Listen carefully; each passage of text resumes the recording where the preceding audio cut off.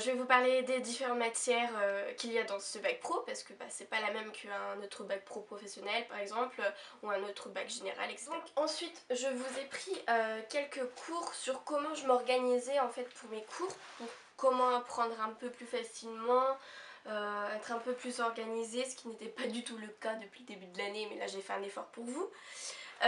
Donc en fait déjà je vais vous parler au niveau de la biologie. La biologie en fait je le mets dans des porte-vues parce qu'il y a énormément de feuilles. Enfin nous, elle nous fait des choses comme ça, je sais pas si vous allez voir.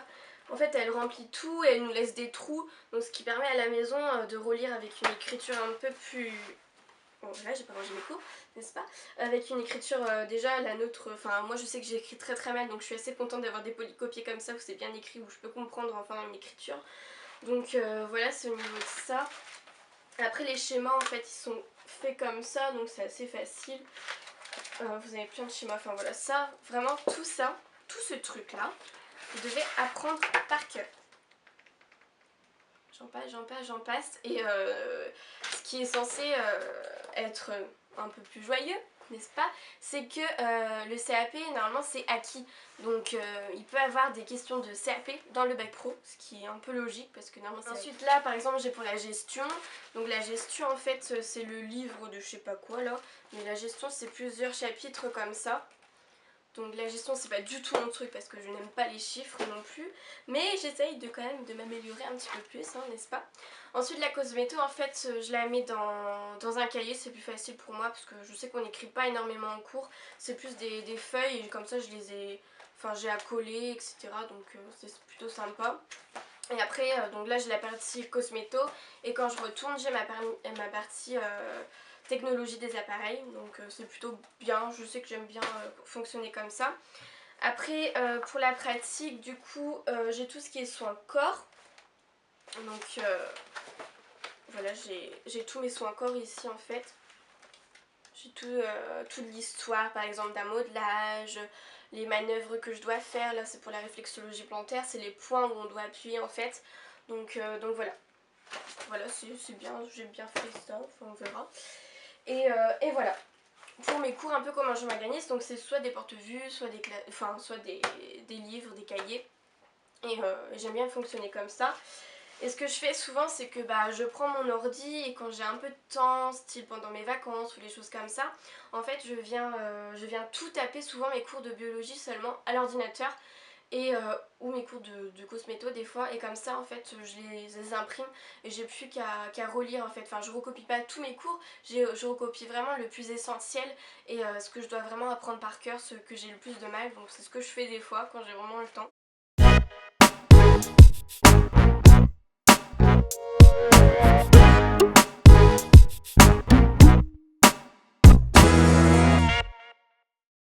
Donc maintenant je vais vous parler des stages. Donc vous savez que pour le CAP vous devez avoir 12 semaines de stage pour valider vos stages en fait. Et pour le bac pro, vous devez avoir 22 semaines validées pour passer votre bac pro. Donc en fait, les 12 semaines de stage que vous avez fait en CAP sont valables pour être cumulées avec ceux de bac pro. Donc moi par exemple, j'avais déjà 12, voire 14 semaines en CAP que j'avais fait. Donc j'ai pu mettre ces 14 semaines, voire plus, même j'avais presque 17 semaines. Du coup j'ai fait, vu que je travaille tous les samedis à Sephora de Quat, ça me fait environ 3 semaines dans l'année, donc 3 semaines de stage en comptant, enfin tout le samedi, voilà. Donc 3 semaines, j'ai fait 3 semaines à Sephora de géant, donc ça me fait 6 semaines de plus. Et là je dois faire 2 semaines dans un stage spécialisé, donc dans une maison de retraite ou dans une parapharmacie, pharmacie ou dans les hôpitaux. Donc pourquoi un stage social comme ça? Je vais vous expliquer. Donc en fait le bac pro est considéré vraiment comme savoir toucher à tout. Donc en fait donc on doit toucher à l'institut et à la parfumerie, ça c'est obligatoire, ça on peut pas aller plus loin. Ensuite ce qui est dit dans le référentiel ou le truc de rectorat ou je sais pas trop quoi, c'est que on ne peut pas faire nos stages dans une onglerie, apparemment, c'est ce qu'on m'a dit, et parce que apparemment ça ne marche pas, c'est pas considéré comme je sais pas, un truc vraiment... Enfin, j'ai pas trop compris pourquoi, parce que justement, voilà, prothésiste ongulaire, c'est un peu dans l'esthétique, dans la beauté de la chose, de l'esthétique. Donc pourquoi je ne sais pas, mais en tout cas c'est ce que m'a dit ma prof et ma directrice. Enfin je voulais pas faire ça mais bon voilà. Donc en fait là j'ai mon livre, mon livret de suivi de période de formation en milieu professionnel. Donc en fait c'est un, je sais pas si je vais faire comme chose, c'est un livret comme ça, donc c'est avec un voilà. Et en fait vous avez tous vos stages à l'intérieur. Donc par exemple là c'est les conventions de stage, donc là c'est tous les stages que j'ai pu faire déjà. Donc comme quoi il y en a vraiment pas mal. Donc c'est tout ça. Donc voilà, donc je reviens au niveau du stage spécialisé. Donc c'est considéré qu'il faut toucher à tout, qu'il faut voir à tout parce qu'il peut exister le métier de socio-esthéticienne. Donc le métier de socio-esthéticienne c'est par exemple être une esthéticienne dans le milieu social. Donc par exemple chez les personnes âgées, vous allez venir 2-3 fois par semaine vous occuper des personnes âgées pour leur faire un petit soin du visage, des épilations, la manucurie, etc. Et ensuite, par exemple, vous pouvez faire dans les hôpitaux pour vous occuper, je sais pas, des personnes qui sont atteintes d'un cancer, pour vraiment l'embellir leur journée parce que c'est pas facile pour eux chaque jour. Il y a plein de petites choses comme ça qui peuvent vraiment aider une personne et ça, je trouve vraiment ça bien. Mais ce qui est très malheureux, c'est que nous, en tant qu'esthéticienne, diplômée déjà et en tant qu'étudiante esthétique, c'est que les personnes qui sont dans les hôpitaux ou dans les maisons de retraite ne comprennent pas pourquoi une esthéticienne doit faire un stage dans une entreprise comme celle-ci. Et donc j'ai énormément de mal de trouver un stage là-dedans. Je commence mon stage le 4 mars et nous sommes le 7 février. Donc pour vous dire, j'ai même pas un mois pour trouver un stage et c'est très compliqué. Donc vraiment je ne sais pas comment je vais faire. Si vous n'avez pas ces 2 semaines minimum de stage dans le social, vous ne passez pas votre bac professionnel. Donc pour vous dire que je suis un peu inquiète parce que si j'ai pas ces 2 semaines de stage je ne passe pas mon bac. Donc c'est très compliqué et je sais pas comment je vais faire. Donc si vous avez un petit créneau pour moi je serai preneuse dans n'importe quoi. Mais il faut que j'aille voir dans les parapharmacies, faut vraiment que je bouge mes fesses là pour aller parce que voilà, c'est vrai que j'ai pas trop bougé mes fesses en ce moment. Mais il faut absolument que je fasse ça. Donc voilà pour cette petite histoire. Donc il vous faut faire 2 semaines, donc 2 semaines dans le social. Après c'est obligatoire de faire 3 semaines dans un institut, 3 semaines dans une parfumerie. Mais bon, en 22 semaines vous avez eu le temps normalement de faire ces choses là. Donc par exemple vous pouvez faire 3 semaines dans un institut si vous aimez pas trop l'institut comme moi. Et après j'ai fait que mes stages en parfumerie. Donc j'ai dû faire 3 semaines à Guinaud. Et après j'avais fait tout ma première année le lundi. Tous les lundis dans un institut, donc ce qui me faisait 4, 5, 6, 7 semaines en institut et j'ai passé tout le reste de mes stages en parfumerie seulement, donc pour vous dire que voilà. Parce que la parfumerie c'est mon truc, donc on verra bien où ça me mènera. Donc voilà pour les stages au niveau de ça, parce que je sais que c'est très compliqué des fois de trouver un stage. Moi-même je commence vraiment à ramer au niveau du social.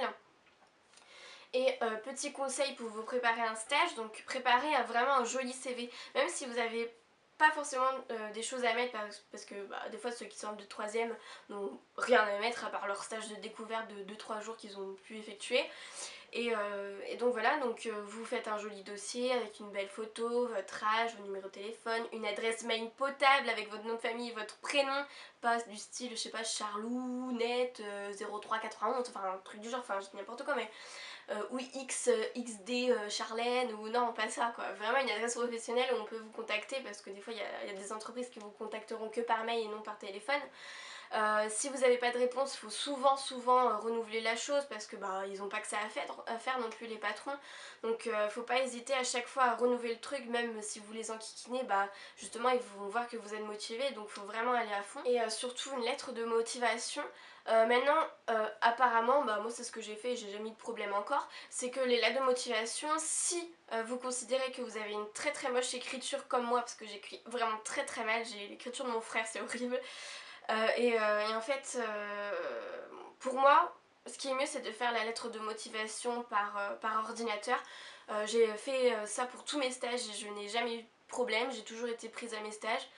Donc voilà, tant que vous faites pas de fautes, ça va. Parce que même des fois on m'avait dit bah pourquoi vous avez fait à l'ordinateur, je lui ai dit bah désolée mais j'ai vraiment une écriture illisible et ce serait pas agréable pour vous de la lire, donc j'ai préféré de la faire à l'ordinateur si ça ne vous embête pas. Donc ils ont compris, voilà. Tant que vous, déjà même si vous justifiez par un langage vraiment très adulte, je pense que ça peut très bien passer. C'est vrai que c'est important d'être très bien présenté sur soi, avoir quand même un maquillage assez soutenu mais tout en restant naturel pour pas vous montrer non plus que voilà vous savez vous maquiller, tant mieux, mais bon faut rester light quand même parce que des fois vous allez tomber sur des filles qui sont dans un institut qui est très naturel, quelque chose de vraiment sophistiqué, donc là vous pourrez un peu plus vous maquiller, mais il y a des fois par exemple comme Yves Rocher, le truc là-bas c'est vraiment le truc naturel, le plus naturel possible, donc cheveux détachés même, maquillage presque, c'est maquillé ou même pas maquillé la règle là-bas, donc voilà, il faut vraiment être très light quand même, donc pas non plus les smokies tous les jours dans l'institut ou les choses comme ça. Je crois que j'ai abordé tous les sujets pour le bac pro, donc je ferai une deuxième vidéo sur le matériel esthétique en bac pro parce que je n'ai pas tout reçu encore, parce qu'il y a plusieurs choses, il y a tout ce qui est ongles gel, résine, les lampes à UV etc. pour les ongles, vous avez tout ce qui est les bols souples etc. pour les masques thermiques plastifiants, vous avez les feuilles plastiques, enfin les films plastiques pour tout ce qui est enveloppement du corps etc. Donc j'ai pas encore tout ça, donc je préfère vraiment avoir tout et vous présenter tout dans une seule vidéo. Donc si vous avez d'autres questions n'hésitez pas, en tout cas je vous dis à très bientôt, salut.